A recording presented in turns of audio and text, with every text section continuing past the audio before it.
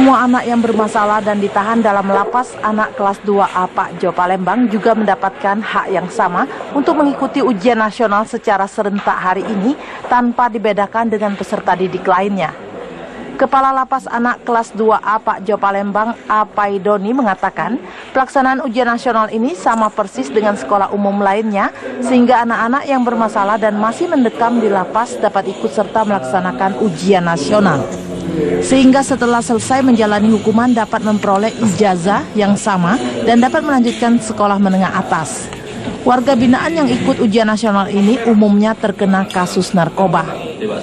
Jelas meningkat dari yang, karena ini baru pertama yang SMP, yang SMA kemarin sudah terlaksana, yang SMP baru tahun ini sejumlah 14 orang ini yang kita saranai untuk sebagai peserta ujian negara.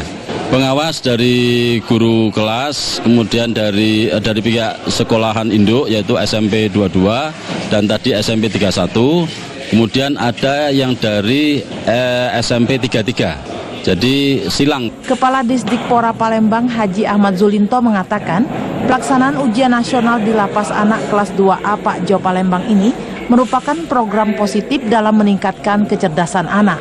Mengingat anak lapas ini perlu didikan dan arahan yang baik karena hak belajar bagi anak yang ditahan ini sama dengan hak anak yang di luar tahanan.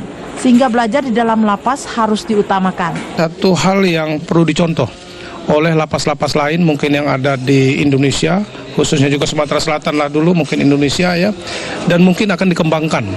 Satu hal yang sangat baik karena anak-anak yang ada di lapas ini perlu pembinaan, perlu arahan, perlu dia diberikan satu pendidikan yang baik.